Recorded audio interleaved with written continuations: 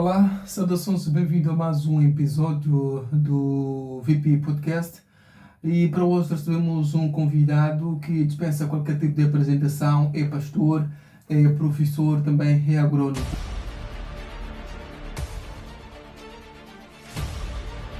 Bem-vindo a este programa. Muito obrigado. Obrigado mesmo pela oportunidade que me é concedida de estar aqui para, em poucas palavras, tentarmos conversar e obrigado mesmo. Para quem não o conhece, quem é Edson Penny? Bom, Edson Penny é, como já disse, retirando as partes as áreas em que já falou, sou mesmo natural da Beira, sou casado, pai de 4 filhos, estou sensivelmente aqui em Marromeu há 18 anos, então, poucas palavras, na verdade, é mais ou menos isso que pode, tirando a outra parte que aqui foi já referenciada. Como foi a sua infância e quais são os valores que marcaram a sua formação? Bom, eu tive formações distintas, de fato. Primeiro, tive o meu ensino secundário na Beira, tanto primário até secundário na Beira. Depois fui me formar em a parte da agronomia, que é agropecuária, no Instituto Agrário de Chimoio, por 4 anos. Depois de lá é quando já me integro, aliás, venho para a Companhia de Cena. Chego a Marromeu mesmo por conta disso. Não chega a Marromeu para trabalhar na educação? Não, chego a Marromeu mesmo por conta da Companhia de Cena. Ok. E o que motivou a seguir a área? Tudo bem, vamos se calhar começar dali. Chega na companhia, como chega na educação? Bom, eu chego na educação após ter terminado o curso no Instituto Agrário. Naquele mesmo ano, era o ano da introdução da cadeira de agropecuária nos ensinos secundário geral. E uma das coisas que as delegações provinciais de Tete, Zambeze, Sofala recorreram principalmente aos institutos agrários. No nosso caso foi nosso instituto, vieram lá para, na verdade, contratar ou virem mais para criar alguns links, como posso dizer, criar motivações com que aqueles já haviam recém-formados pudessem engrenar na área de educação. De fato, era uma parte um pouco difícil para muitos assim o fazer, porque de fato dar aula não era aquela paixão para muitos.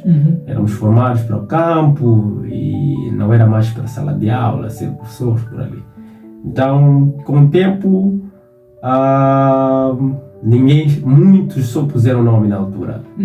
Vamos, porque as delegações vinham ali e porque estava-se naquela altura na oportunidade de emprego, esperar enquanto a vaga se abria ali, por ali. Então, era uma puxa-puxa, espécie de puxa-puxa, se posso dizer. Cada delegação vinha para não, eu quero esse também quero esse. Então, você escolhia onde queria. Ok, havia oportunidades. Exatamente. Okay.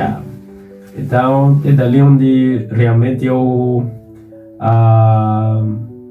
fui me inscrever e passamos para uma formação psicopedagógica. Depois dali, eu fiquei naquilo, é uma coisa mesmo que sou como Estado, ainda vai.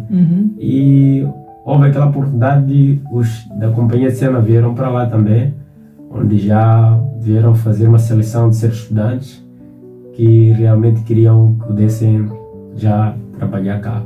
Nesse período nós viemos para cá para estagiar. Estagiei aqui em 2008 e por ali praticamente 4 meses. Depois daí terminamos o estágio, voltamos. Nesse período estávamos ainda nesse compasso de espera, é quando houve essa oportunidade que aqui me referenciei da educação. E e eu entro já na companhia como trabalhador. Voltaram a me chamar já para assinar um contrato como efetivo e ficamos já efetivos da companhia. Naquele período, como assim podíamos dizer, era um período meramente probatório para eles. Eles marcavam, naquele tempo a companhia de cena tinha um período probatório que era praticamente de 1 ano, que eram 12 meses. E me lembro que éramos alguns outros não conseguiram esperar esse período, porque eu não posso ficar aqui numa incerteza. Então alguns preferiram mesmo saindo, haveram ONGs, alguns colegas foram às ONGs.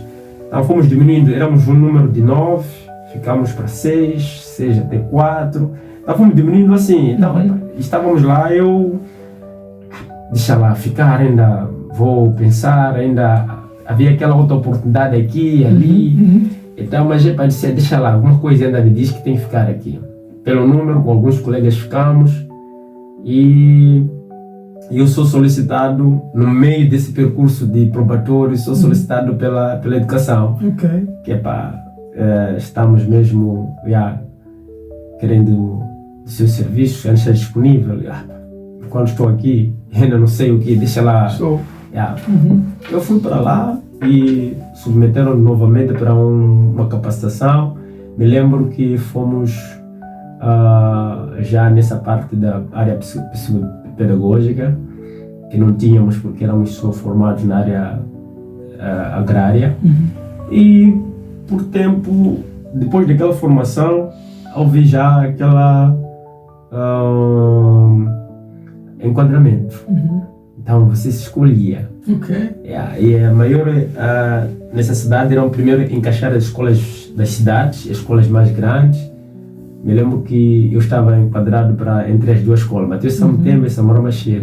Como eu tinha já um contrato com a companhia de cena cá, eu fui jogando.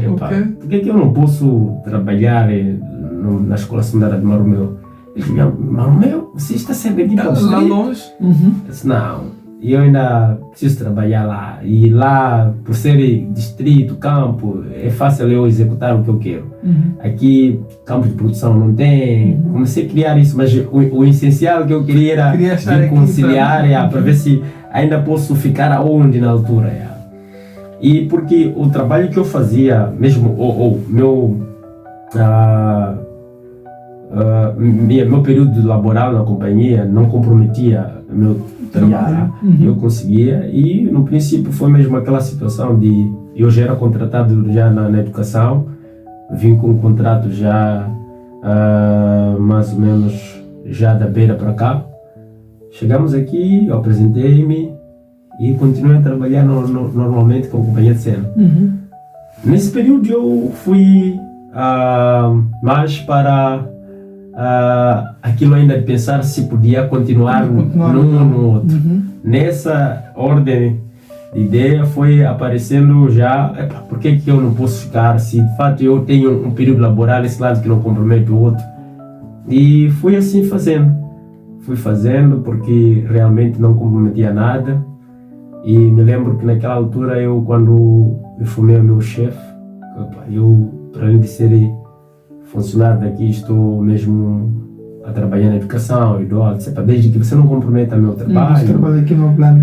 E eu dava aulas mesmo à tarde, depois comecei a dar aula à noite, então, mas havia também aulas de manhã. Nesse período já, como eu era o único professor formado, e na área, na verdade, eu tinha que fazer o horário à minha maneira. E minhas aulas, como eram totalmente práticas na sua maioria, eu sabia como conciliar. Eu 11 horas estava a largar e não só, o trabalho meu facilitava porque quando já fui mudando de secção para secção, e chamar aqui não me punha permanentemente no campo, eu só fazia levantamento de dados e um período mais cedo, depois mais tarde, assim sucessivamente. Isso foi fácil conciliar, eu consegui me adaptar ao trabalho sem prejudicar nenhuma nem outra parte.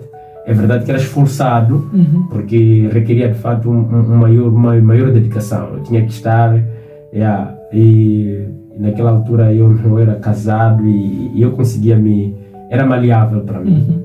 Ainda por enquanto era maleável e fui assim fazendo. E nesta trajetória, o que lhe motiva, em primeiro, a seguir a área de agronomia? Bom, eu sempre sonhei, de fato, até na verdade que não era mesmo sonho de ir à área de agronomia, e eu mesmo sonhei sempre a área de cuidado quer dizer, o meu curso que eu queria fazer era medicina, de fato. Só que quando fui fazendo, na altura quando ia concorrendo, me chamou muita atenção a parte da veterinária, e eu queria mesmo, já se eu falho aqui, então tenho a cuidar dos animais. Então é o que me leva para lá. Então, quando me concorri para o Instituto Agrário naquele ano, eu entrei, a primeira coisa que eu queria era mesmo estar a exercer essa minha parte. Me lembro que o que mais me chamou a atenção, tinha um amigo que agora também é veterinário, e o pai era médico na altura da central. Então ele disse, sabe, não podemos só seguir medicina. Ele me disse, essa parte aí, não vejo muito, mas vamos lá seguir animais. Então fomos mais para esse lado. E puxou-me, e foi pela primeira vez que eu cheguei também no Chimoio. Com base nele, ele já tinha ido lá várias vezes, porque tinha parentes lá. Então quando fomos mais desse lado, e começamos a seguir a área e dali onde eu comecei já a me apaixonar pela parte de... Então dali quando eu chego, introduzi-me essa parte, porque de fato eu fui sempre amante da disciplina de biologia, desde o princípio. E só para tentar aqui, foi uma disciplina que antes me criou muitos desafios. Então, isso me criou mais interesse pela biologia. Eu me lembro que na 7ª classe, na altura, era uma das disciplinas que eu tive mínima nota. Nós tínhamos esse exame na 7ª, se lembrar aquele currículo anterior. Para os anos passados lá, e foi uma disciplina que eu tive mínima nota. Isso me encorajou a procurar saber aquilo que era mais difícil. Então foi a partir dali que eu fui ter mais interesse. Recordo que tinha uma professora que sempre nos encorajava a levar esse lado. Então, com amor à própria disciplina, fui mais me engajando nessas áreas, que era medicina, ou agronomia, ou veterinária na altura. Era essas partes do que nessa época que surge esta oportunidade de trabalhar na educação, antes teria imaginado que um dia se interessaria pela área de docência, em particular a educação? Bom, eu não muito bem. Na verdade, trabalhei como professor já há muito tempo, numa escola privada na Beira. Dei aula, acho que 1 ou 2 anos, se não me falha, a 3ª classe, mas eu estava ainda na altura da 10ª classe. Como exigiam professores não formados, e naquela altura nós podíamos dar aula. E eu me lembro que comecei a dar aula, já estudava à noite e comecei a dar aulas de manhã, umas 2 classes. Acho que não foi em primeira e terceira, foi terceira e 2ª classe. Dei aula lá numa escola privada, mas não era meu foco, não era meu chamado, tanto para eu querer mesmo ser professor. Eu só fui aquilo por questões de, é mais um ganha-pão, deixa lá, é uma oportunidade aberta aqui, vamos lá. Mas quando chegasse eu levava a sério, mas de fato como um chamado de ser professor, nunca tinha. Nesta lenga-lenga de ter que conciliar o trabalho na empresa privada e depois no Estado como professor, qual é o ensinamento mais importante ou a lição mais importante que carrega hoje, que provém desta simbiose entre o trabalho na educação e o trabalho na empresa? Na verdade, o grande desafio que eu podia ter encontrar é que era cansativo, de fato, né? Por um lado, mas do outro lado eu aprendia muito. Tem certas coisas que realmente nós podíamos aplicar, e por questões de norma da empresa, eles têm políticas de produção à sua maneira, em que algumas técnicas você não tem como implementá-las.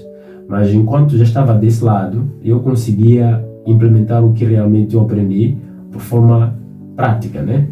E foi muito bom para mim trazer aquela conciliação. Então, nessa conciliação, de fato, era mesmo para ressuscitar algumas coisas, porque sabemos que a empresa, de fato, ela tem uma produção né? Linear, é só cana, e depois nós não aprendemos só cana, então e nós tivemos várias coisas, então ali me ajudava a conciliar e também em algum momento a trazer, a ressuscitar, né? Não deixar adormecido certos conhecimentos, porque não só depois saí de uma área mesmo da empresa em que já não era área agrícola ou agrônoma para uma outra área que era mais ligada à mão de obra por um momento, e já estava mesmo um pouco me desligando. Então isso com lecionação eu já me ajudava bastante a trazer à tona os conhecimentos que já eram adquiridos e também me facilitava fazer essa, de fato, como posso dizer, essa consolidação. Quais são os momentos mais marcantes que lembra dos tempos de escola? De escola como meu, de infância?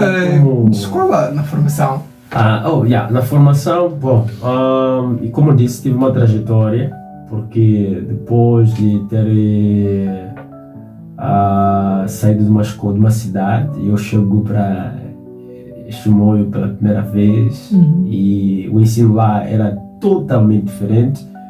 E o que me marcou pela primeira vez é que vou para uma instituição que era extremamente séria, em que realmente nós somos submetidos já a uma pressão, é uma pressão mesmo, de um dinamismo diferente, que eu vinha do ensino geral, e a gente não era mais aquilo tipo, aqui esquece o que é tabular.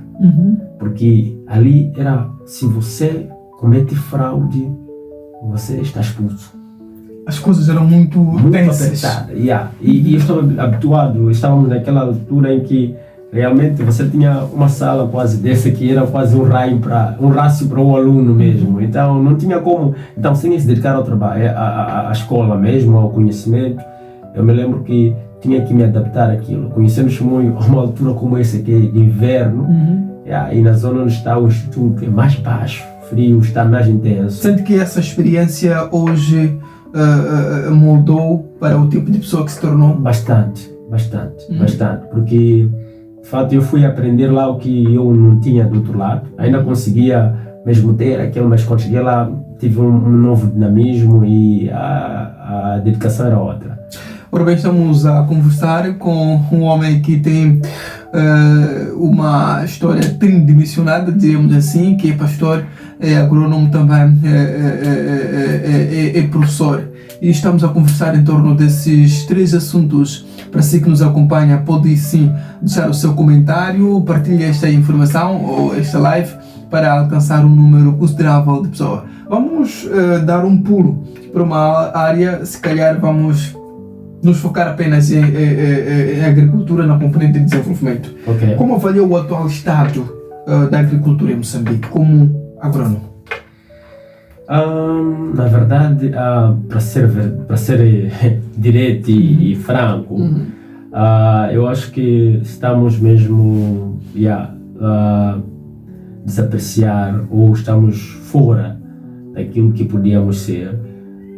Tendo considerando que nós em Moçambique, o Estado tem a agricultura como a base de desenvolvimento, nós estaríamos hoje a importar coisas para cá, alimentos para cá. Já tínhamos que começar a pensar em produzir mais. O que está hoje a acontecer, para mim, traz uma tristeza enorme, de tanta mão de obra que é formada e não implementa. Esse é um grande desafio. Então, podemos até pôr em papéis que a base de desenvolvimento, mas não está-se a viver a base de desenvolvimento do país, a própria agricultura. E deve-se ressuscitar algum, podemos assim dizer, né, aqueles que são os ideais, né, que assim foram definidos para trazer essa agricultura como base de desenvolvimento para o país, o que não tem sido, de forma geral. Posso dizer que estamos a pecar, estamos a falhar em muitos aspectos. Uma boa parte de mão de obra moçambicana é composta por jovens. Yeah. E parece que é seguro afirmar agora que a camada de juventude está a desapreciar esta área de agricultura. Porque que muitos jovens acham que continuam a se afastar desta área hoje, enquanto que deveria ser a área que muito abraçada, né, pela juventude, que faz parte da maioria de mão de obra? Eu penso que a agricultura não só podia ser praticada até com o pessoal que já tem uma formação na área. Ela abrange todos. E olhando para aquilo que o governo já desenhou como base de desenvolvimento, e eu acredito que é uma das áreas em que realmente deve ser vista para engajar jovens, de fato. Engajar jovens. O que temos visto hoje é que os jovens realmente perdem foco desde o início, principalmente na escolha de cursos, na escolha de muita coisa, porque hoje se escolhe mais curso por não vocação. Não, porque realmente ali está, professores estão aqui, enfermeiros estão aquilo, então ele não tem nenhuma vocação, não escolhe a vocação que ele quer fazer. Mas eu queria, entre aspas, falar da agricultura em si, porque olhando para a agricultura, para nós, é uma das áreas extremamente que devia, se fosse implementada, seria extremamente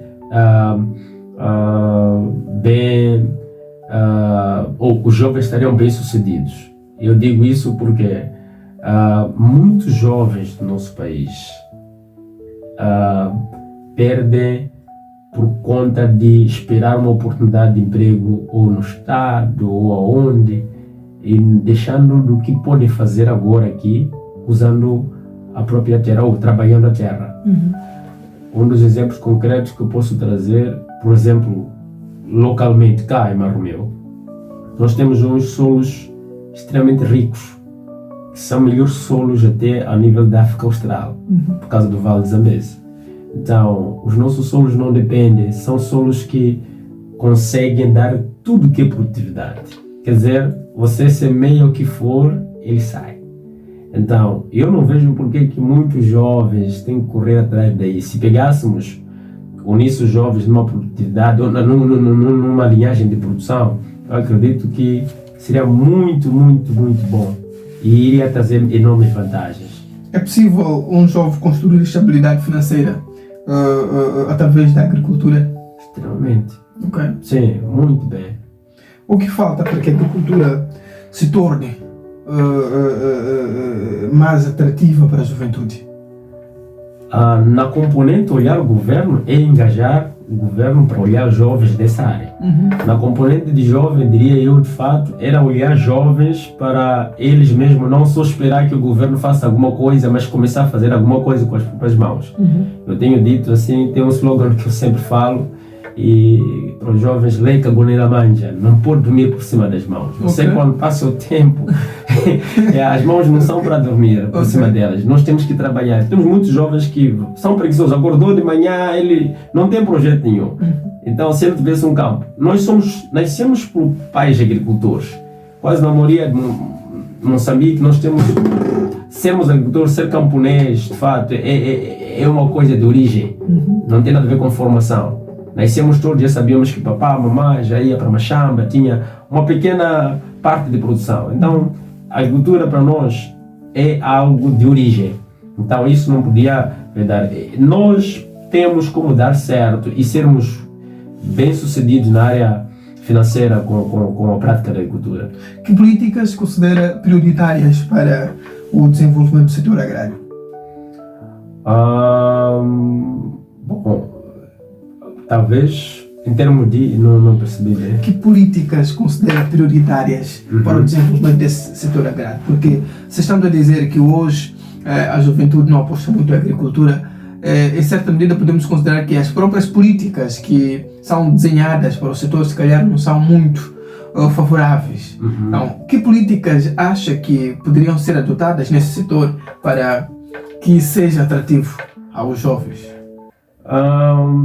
Primeiro é a distribuição desses recursos. Quando olhamos para questões de jovens, que projetos fazem e como fazem para a implementação do mesmo.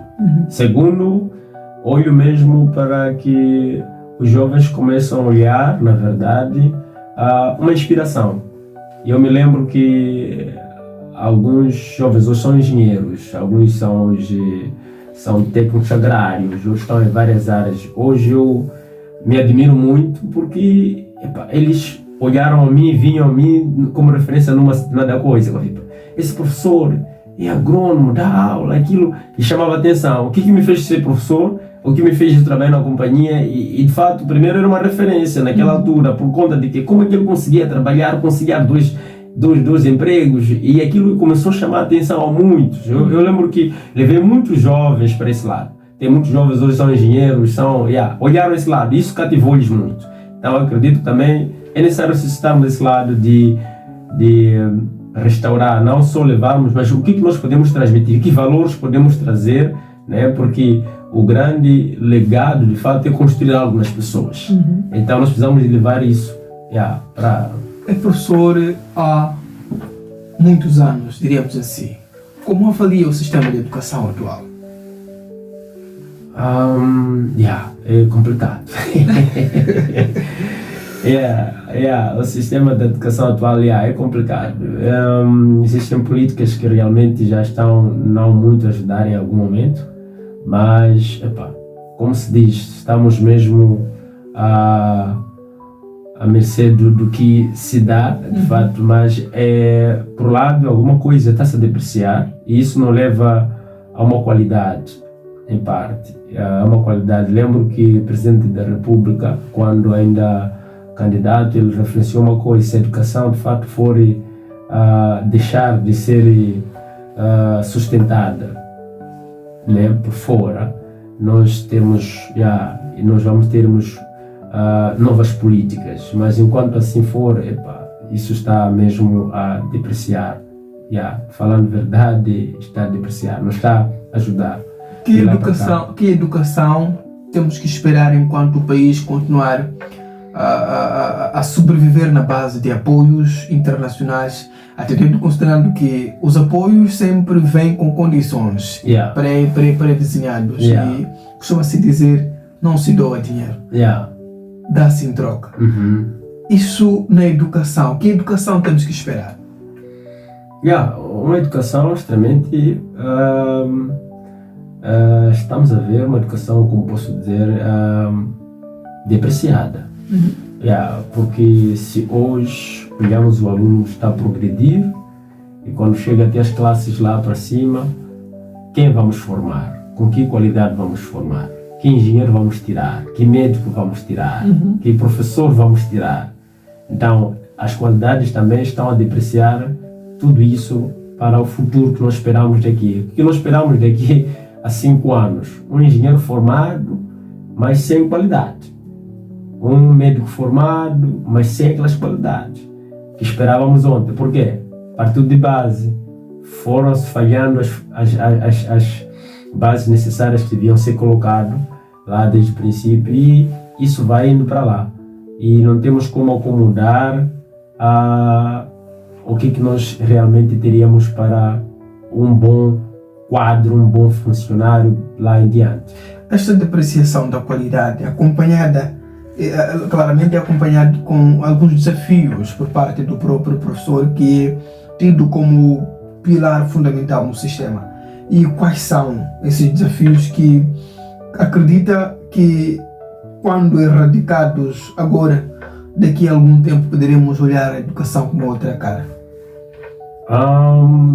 Tem dois lados. Eu posso até precisar agora, não, como posso dizer, tem lado do professor também, mas é necessário que haja incentivos e não só, também as políticas que estão, como estava a dizer antes, as políticas também precisam ser revistas para também trazer um dinamismo que possa abraçar as duas e consolidar as partes. Então, se isso não for acomodado, de fato, vai haver de fato aquilo que nós chamamos de só deixamos, cada um só faz e vai assistindo e por ali. Deixa andar. E esperando que só receba instruções e faça. Então, esse é um grande desafio, mas não sabemos lá no futuro. O que nós esperávamos, o que esperávamos de fato é essa mudança. Talvez lá no futuro, mas com as políticas que estão como estava a dizer, das doações também interferem por ali, e isso também vai comprometer o lado da formação ou de um quadro que nós queremos futuramente. Na sua opinião, a juventude está a perder o foco ou a sociedade está a falhar com os jovens? Eu acho que as falhas é uma escolha. Eu acho que a falha é uma escolha. A sociedade dá tudo. E depende de você, como pessoa, como ser humano, escolher o que você quer fazer. Escolher o que você quer ser, né? Temos a sociedade está disponível para doar tudo o que quer doar, deixar tudo o que quer deixar. Mas se você tiver foco e escolher o que quer ser, você avança. Não temos como culpar a sociedade. É o que eu chamei de fato para alguns jovens, voltando um pouco para aquele comentário que estava a dar há pouco sobre jovens. Se eu digo, por exemplo, sou um pai, tenho família, tenho uma casa, ok? Eu não vou esperar para que a minha vida mude se eu não posso também ter uma pequena coisa em casa, ok? Por exemplo, estou a dizer, hoje vamos encontrar pessoas que têm espaço em casa, que até está a crescer uma mata. Você não vai esperar que o governo diga colocar alguma coisa. Não posso criar uma galinha em casa, amanhã, depois eu tenho um dia desse. É verdade, mas pequenas coisas começam a partir. Ninguém não espera o governo vir fazer para si. Agora, olhando para nós, hoje, a sociedade, o governo está a dizer, aliás, a sociedade está como está. Estou na sociedade, mas a escolha é minha. A ideia é ser seletivo. Exatamente. Que conselhos daria aos jovens estudantes profissionais que enfrentam dificuldades e olham para o futuro com alguma dúvida, incertezas? Na verdade, encorajá-los. Primeiro, encorajá-los de que nós podemos muito mais. É possível avançar mesmo com as dificuldades que existem, começando do ponto de partida. Não podemos só esperar, não, vamos ter financiamento, eu quero ter ajuda X, eu tenho que começar fazendo alguma coisa. Do pouco que eu começar a fazer, eu vou gerar recursos, ok? Vou gerar recursos e eu vou automaticamente me alavancar, pouco aos poucos, havendo um input, um financiamento, alguém que possa de fato aparecer para ajudar, apoiar, financiar, já me encontrará num ponto de partida. Agora, encorajar a todos aqueles que já estão, que querem começar, que comecem. O grande desafio é começar. Nós temos um grande desafio de começar. É começar e terminar. Começar, facilmente as pessoas não querem. E quando alguns começam, já não chegam até ao fim. Então esse é o desafio que temos. Por isso que eu quero encorajar a todos aqueles que realmente estão a começar, em qualquer área, na verdade. Podem se engajar e começarem a perceber que os desafios sempre vão existir. Nós temos que contrapor e continuar a lutar mesmo contra a maré. De fato, continuarmos a aceitar, aliás, acreditar que é possível avançar, mesmo com pequenos recursos que existem. Simplesmente você vai ter um foco. E a partir do foco você vai conseguir chegar lá.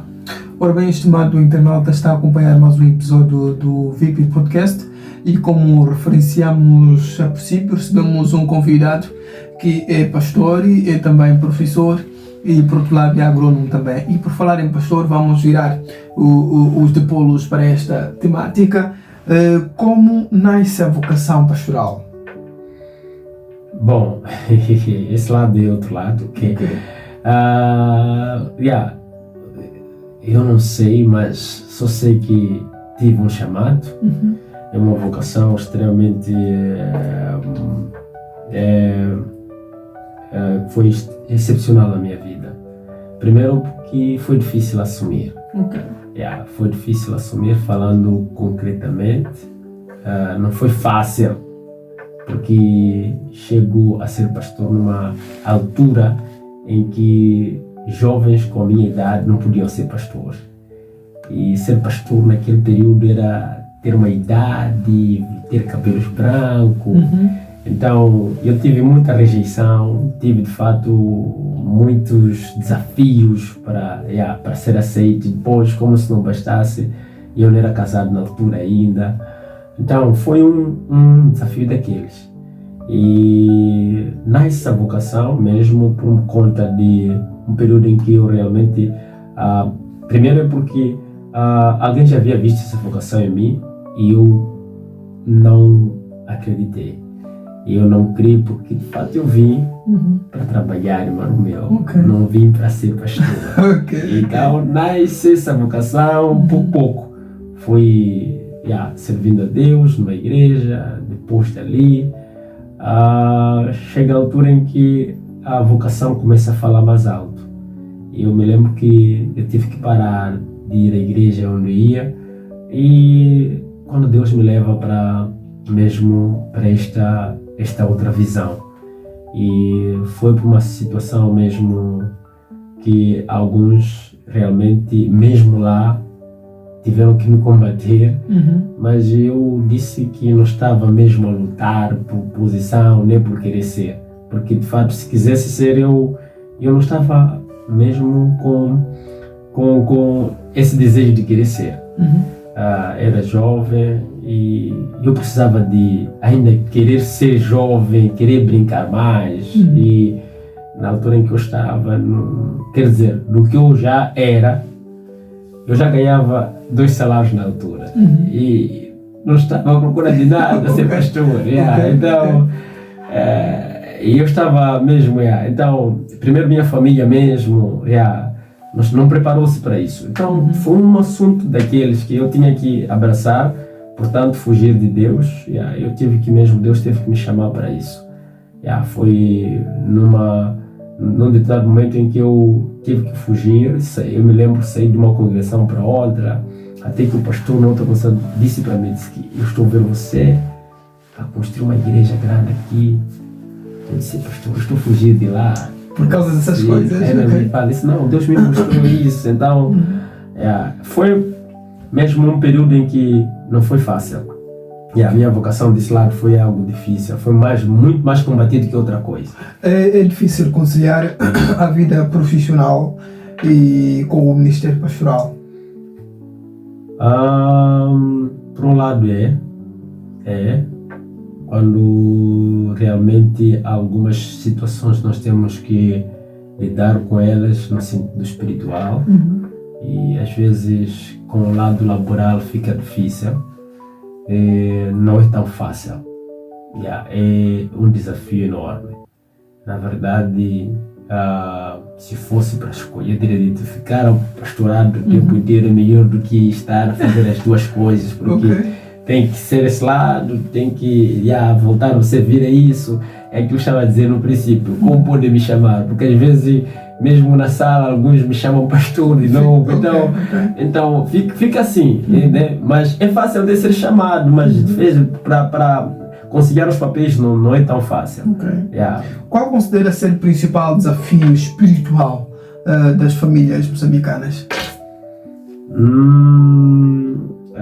O desafio principal das famílias moçambicanas, eu acho que está mesmo ligado à própria família, né? A família. É algo difícil consolidar a família. Lar, relacionamento, casamento. Esse é um grande desafio. Porque olhamos família quando tem essa estrutura toda. Então, hoje há muita situação que separa esta família, e esta família é essa que compõe a primeira igreja para nós.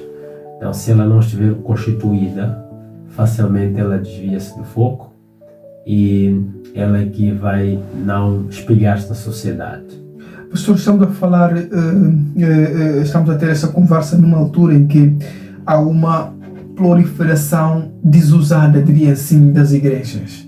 E às vezes esta proliferação é acompanhada por desvirtuação do verdadeiro sentido de um líder religioso, do verdadeiro sentido de uma igreja. Como que olha para esta situação? Estamos bem assim? Bem não estamos. Eu apoio as igrejas surgirem, assim também como surgir. Apoio Deus levantar mais pastores, mas o pastorado não pode se querer ser. Você não pode acordar, eu quero ser pastor. Eu, de fato, eu disse antes aqui que é uma coisa que eu neguei, fugi tanto. Porque quando é chamado não se quer ser. Chamado, na verdade, tem que te encontrar para você ser. E um dos grandes desafios que temos nesse lado é que muitos chegaram a ser provavelmente errados. Abriram as igrejas por situações também não adequadas. E isso foi desvirtuando o sentido real da igreja. E temos visto muita coisa, não é? Eu posso até reunir pessoas em auditório grande, posso até curar pessoas, ter dom para curar pessoas. Eu posso até fazer milagres, mas isso ainda não me faz pastor. Ser pastor não é isso, ok? As pessoas têm que olhar a igreja como um lugar em que as pessoas vão ter solução. Não olhar a igreja, na verdade, porque eu fui lá curar, não. Solução, eu vou ser edificado, porque o primeiro edifício a construirmos nas pessoas é aquilo que nós transmitimos a elas, é que nós somos. Há um fenômeno agora que está a surgir, cujo os principais promotores, se calhar diríamos que são brasileiros. Hoje qualquer jovem por ali vai navegar nas redes sociais, encontra alguém e vai nas zonas, por exemplo, tiram fotografias naquelas situações que que Deus só sabe. E pronto, naquilo eu diria que chamam de trabalhos missionários. A minha questão é: em que direção estamos a ir?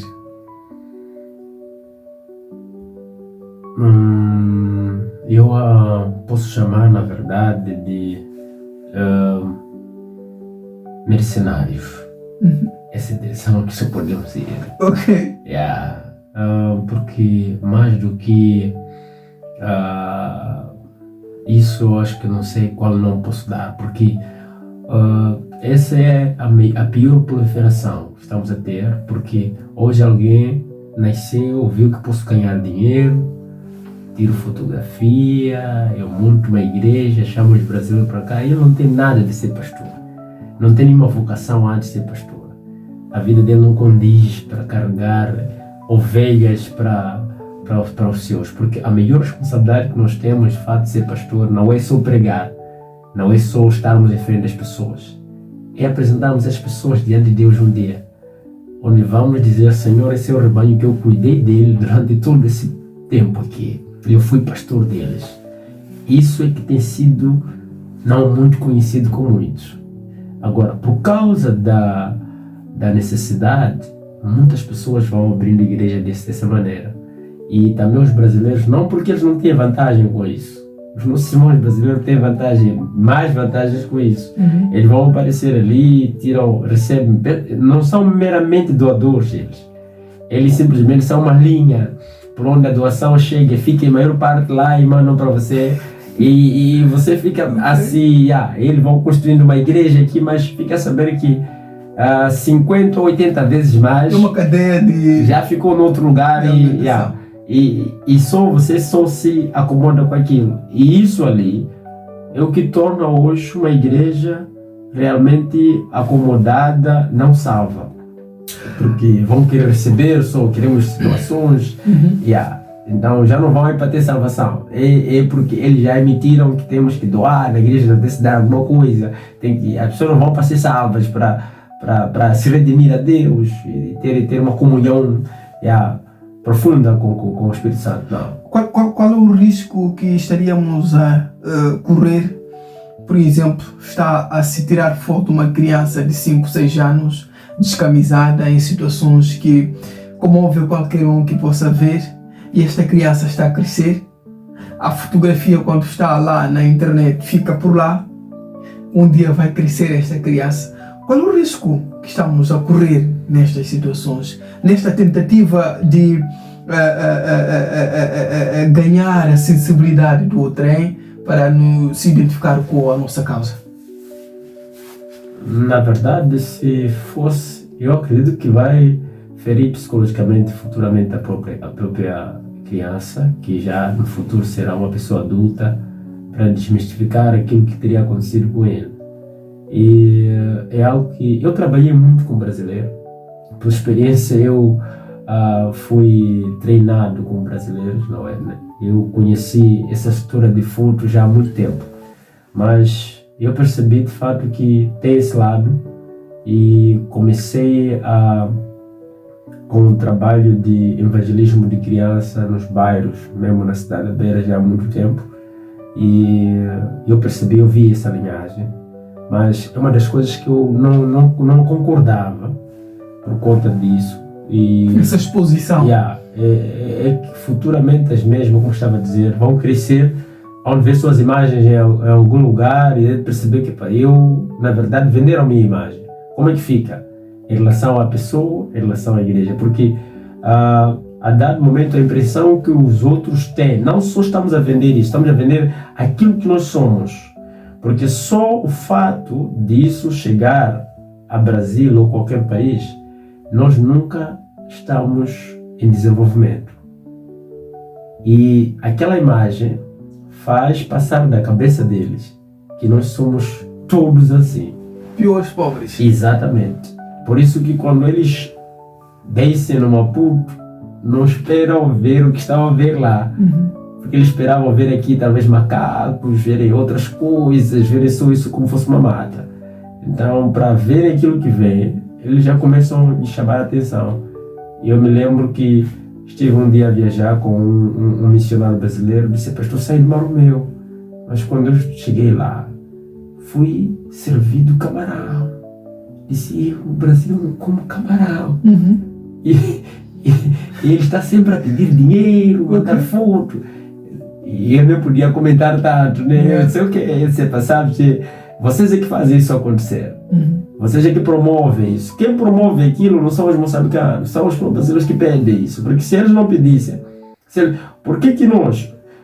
Eu, por exemplo, estou aqui, mesmo que eu queira fazer uma outra congregação em outro lugar, o que devo fazer é preparar pessoas para ir abrir igreja em outro lugar. Os brasileiros nunca eles querem vir abrir, querem encontrar coisa feita. Por isso estão a passar. Então aquilo é um leque de mercenários estão mas nós, como seguidores, não acha que deveria existir limites nesta exposição, nesta tentativa de expor realidades que se calhar são um pouco mais, diria, realidades um pouco mais precipitadas? Porque, bom, nós podemos estar na situação de pobreza, mas ao nível de algumas fotos é demais. Não acha que deveria existir algum tipo de limite, alguma regulação?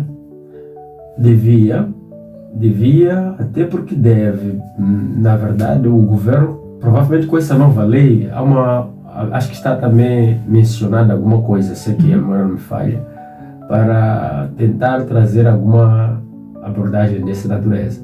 Agora, é difícil, de fato, se nós não tivermos uma linha de atuação de pastores nessas delegações que medem isso, que velam por isso.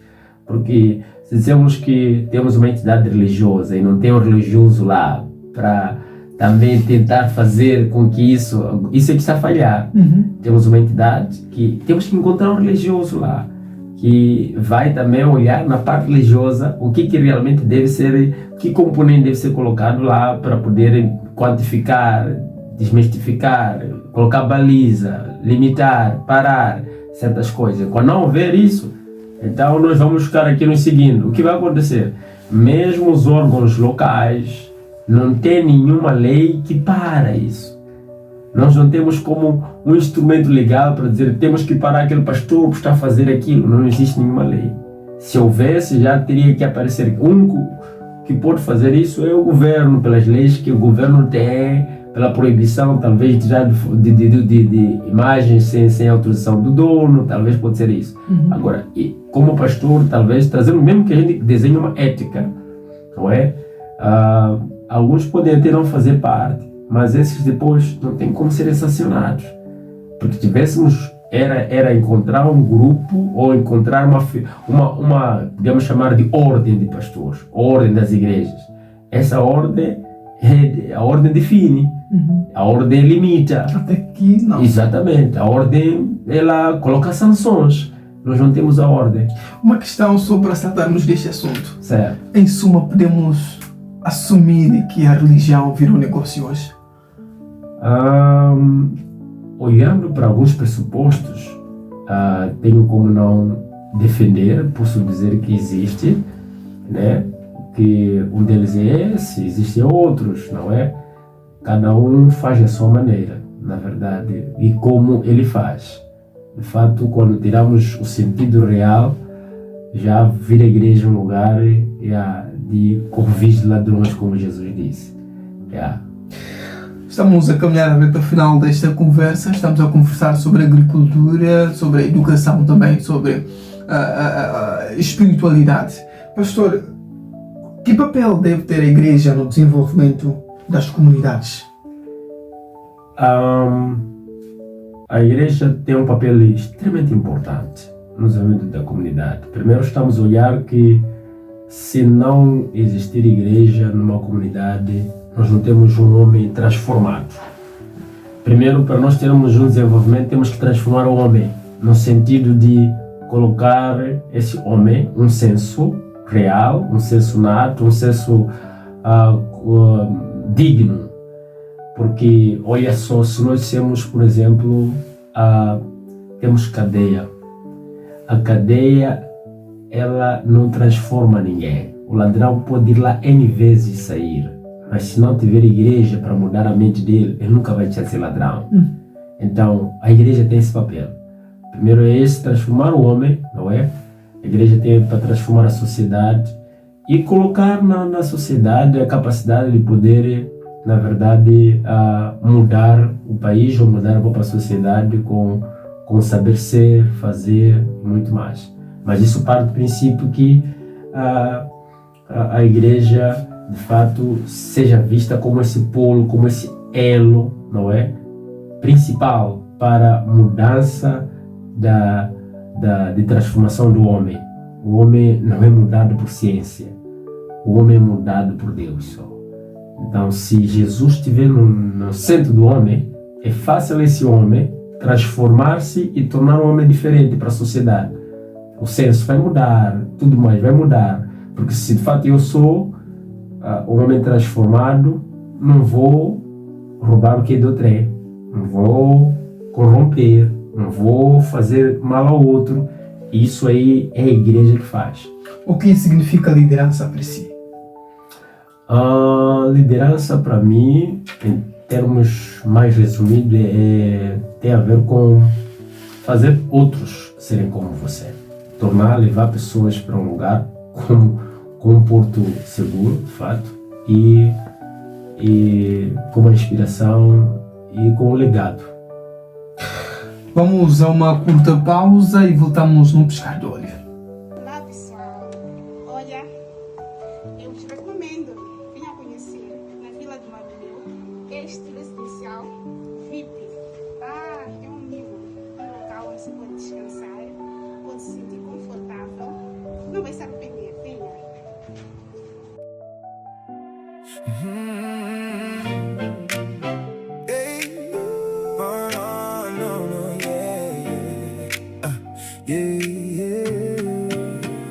Nasceu em Marromeu novo brilho chama. Porta aberta, chão sereno, vontade de ficar. Entre o rio e a rotina há um nome a crescer. Vi presidencial feito para receber.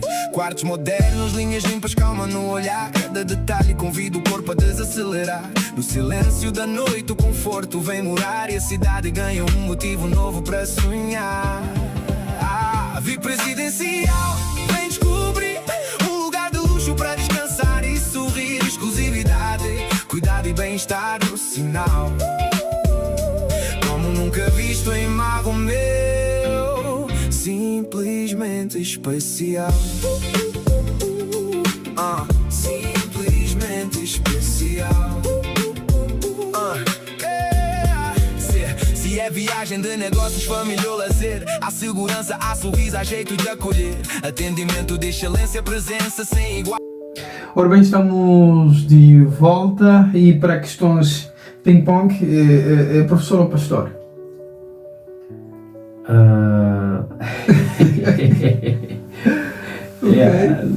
Sou professor ou pastor? Não, para responder uma coisa, escolher uma coisa. Professor ou pastor?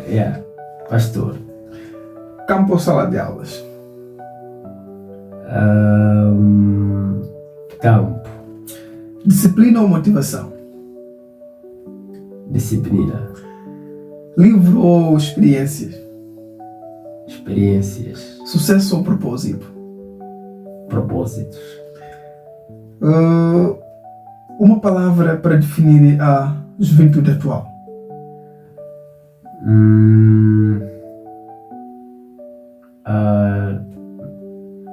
A juventude atual, na verdade, ela precisa de se restaurar, se erguer, voltar ao senso comum. Na verdade, temos uma juventude corrompida, precisamos de restaurar essa juventude. Um valor que nunca deve ser negociado ou nunca deve desaparecer? Nos jovens ou no geral? No geral. Eu acredito que o único valor que não deve ser é a capacidade que nós temos de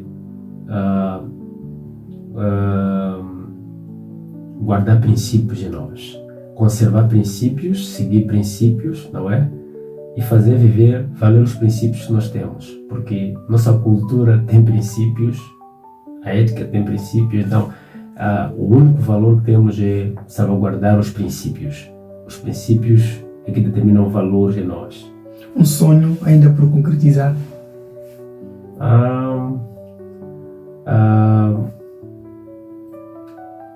Em todas as áreas, em algumas áreas, na área da agricultura, na verdade, ainda pretendo mais, né? Abrir mais áreas, não é? Estou mais focado para a criação de animais, dedicar a parte da veterinária também. Quero mais trabalhar este ano para criar mesmo uma área ligada à assistência de animais para pequenos produtores, pequenas pessoas, mesmo em particular, oferecer serviços de veterinária. Essa é uma área que vou começar já a trabalhar para o ano e ainda este ano vou trabalhar um pouco e estou já a criar só um espaço para isso, então é mais ou menos isso que eu queria. Vamos a uma rubrica, chama-se Ponto de Viragem. Nós promovemos essas conversas no espírito de contribuir para a mudança da nossa sociedade rumo a uma sociedade mais harmoniosa, e acreditamos que pessoas como o professor Edson pode ser essas pessoas que têm alguma coisa que pode ser o ponto de viragem para esse jovem, esse pai, esta mãe que está na nossa sintonia agora. Queremos em poucas palavras, a nossa câmera é aquela, deixe ficar palavras que podem servir de ponto de viragem para esta pessoa que nos acompanha. E ponto de viragem primeiro para olhar para a sociedade, em particular para aqueles que estão me vendo agora e mesmo estão principalmente em Marromeu. Nós precisamos vou primeiro começar a falar com os pais que o papel extremo na dedicação de acompanhamento dos filhos. De fato, temos muitas vezes deixado os jovens, os filhos só ao cuidado da escola, professor e em diante. E isso também em algum momento pode destruir, e muitos jovens estão-se a perder olhando nossa sociedade porque eles não têm um acompanhamento direito dos pais. Mas a viragem que eu posso dar é que para o jovem em si nada está perdido, ainda podemos começar agora a fazer e olhar para o foco que é realmente aquilo que nos faz e que nos pode tornar ser amanhã. Então, em linhas gerais, é mais ou menos isso. Muito obrigado, professor Pen, por partilhar connosco a sua experiência, a sua visão, os seus conhecimentos. E obrigado também para si que nos acompanhou. Não se esqueça, partilha este vídeo, deixa o seu comentário e as suas sugestões também. Foi mais uma conversa que inspira e transforma. Meu nome é Rafael Cocorico, em nome de uma vasta equipa que torna possível esta transmissão. Receba então um forte abraço, até a próxima.